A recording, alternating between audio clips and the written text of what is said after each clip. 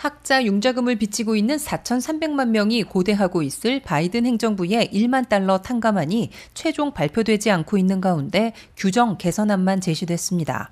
바이든 행정부는 학자 융자금 시행 규정을 대폭 개선한다는 방안을 제안하고 한 달간의 의견 수렴에 들어갔으며 개정 절차를 거쳐 2023년 7월 1일 이전에 시행하겠다고 밝혔습니다.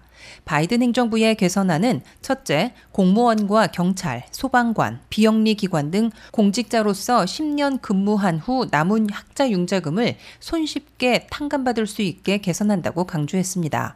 현재는 10년의 공직 근무 기간에서 학자 융자금을 상환 유예받았거나 디폴트로 제대로 납부하지 못한 기간을 제외함으로써 상당수가 피해를 입어왔는데 이를 모두 포함시키기로 했습니다.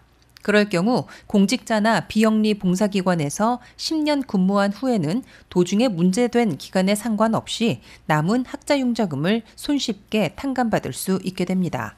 둘째, 대학 측의 사기 행위로 피해 입은 학생들의 학자융자금은 그 빚을 취소시켜 주기로 했습니다. 일부 영리 사립대학들은 학생들을 속여 학자융자금을 받게 해줬다가 제재 조치를 받거나 아예 문을 닫는 경우도 있는데 그럴 경우 사기에 의한 융자임에도 빚으로 남아 학생들은 이중 피해를 입어왔습니다. 셋째, 현재와 같은 학자 융자금에 매달 상환을 유예받았거나 디폴트 됐을 때에는 그 기간 동안 이자를 축적해 부과하지 않기로 했습니다. 하지만 바이든 행정부의 학자 융자금 시행 규정 대폭 개선 소식에도 탕감안이 아직도 확정 발표되지 않자 실망과 비난을 불러일으키고 있습니다. 조 바이든 대통령은 당초 4,300만 명의 학자 융자금 이용자들에 대해 1인당 1만 달러씩 일괄 탕감하는 방안을 사실상 확정하고 대학 졸업 시즌에 발표하려 했다가 총기 난사 사건이 터지는 바람에 연기한 것으로 보도됐지만 이번에도 발표하지 않았습니다.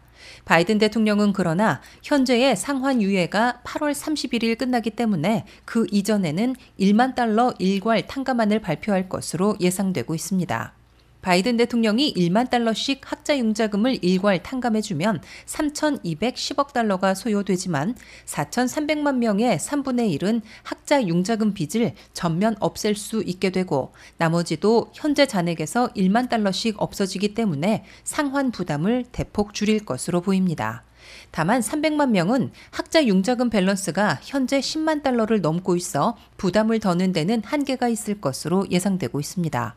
민주당 진영의 척 슈머 상원 대표와 엘리자베스 워런 상원의원 등은 1만 달러 탕감으로는 부족하며 5만 달러씩 탕감해야 한다고 촉구해왔습니다.